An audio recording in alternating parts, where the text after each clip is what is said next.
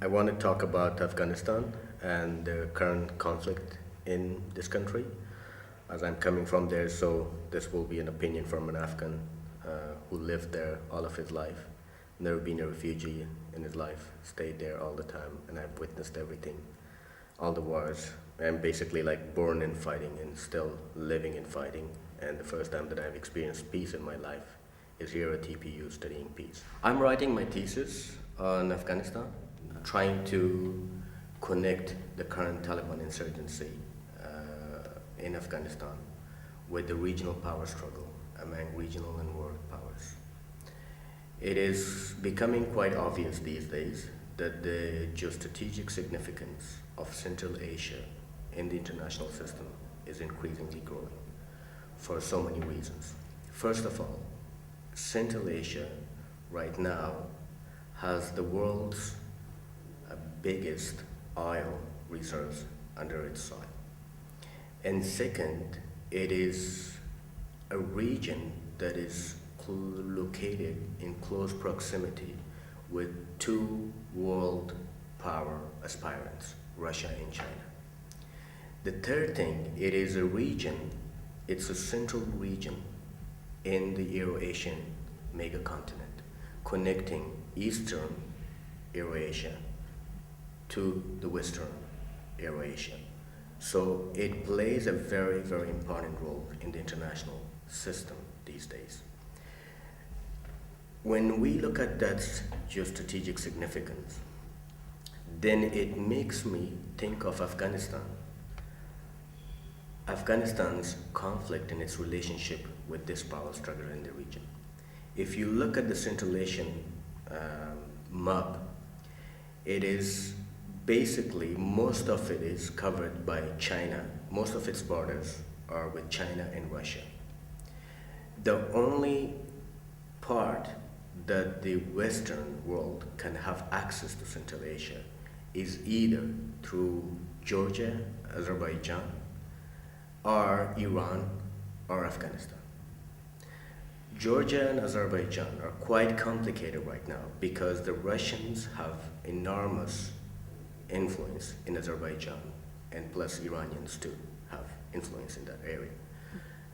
So it would be quite difficult for any Western country to take anything out of Central Asia through that route. For example, if we talk about oil pipelines. But now the only way to get to Central Asia for the West is Afghanistan and Pakistan. With the United States being in Afghanistan, and Afghanistan being a geostrategic location to Central Asia, how would Russia, China, India, Pakistan, Iran see the American presence in Afghanistan? That is a question that I'm asking in my thesis.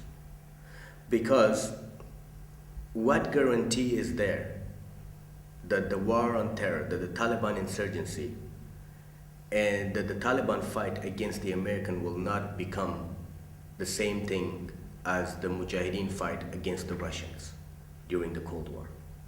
The Russians were defeated by the Mujahideen, the holy warriors, supported by the Americans to get the Russians out of Afghanistan. So now what is the solution? The solution is, on a regional level, are we as world powers, or regional powers, ready to think outside our little bubbles and think more towards the fundamental interests of humankind and say that we are ready to leave this world powerism idea behind and think that we don't need to be a superpower in this world. We just all can live together in peace, and we don't need to be more powerful than others. If I look at the current situation and the current politics, international politics and international relations, and what is going on around in the world, this looks almost like a joke, to think more in terms of the fundamental interests of humankind, because we are so self-centered right now. We're thinking about ourselves, we're thinking about our nations, we're thinking about our states, and we're thinking about our immediate communities. We're not thinking about our global community. So this is a challenge today in the world for all of us. The most significant thing in Central Asia, the most central thing in Central Asia, which sustains the international conflict over it, is oil. So let them have that access to the international community market, like open market, and sell it the way they wanted to do it. Who is, for example, Russia to say that you sell it the way I want you to sell it? Or trying to have control over any pipeline going out of Central Asia? Who is the United States to say that? Who is China to say that? Let the people decide. And that is a regional solution that I would see. Once that regional solution is reached, then I would say that, of course, all the involved states in the politics in Central Asia will somehow agree to a consensus on Afghanistan,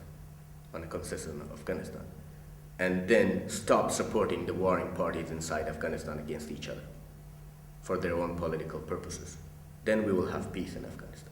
What is an internal solution to Afghanistan?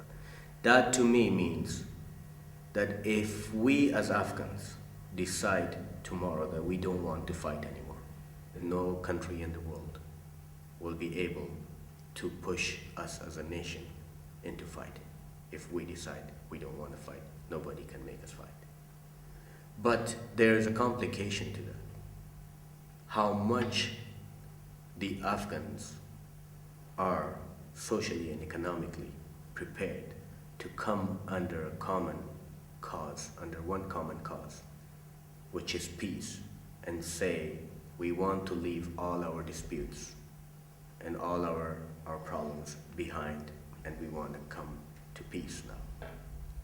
It is quite complicated to do this while there is a lot of international and regional support, both material and moral, available to fuel the conflict in Afghanistan, the local conflict in Afghanistan.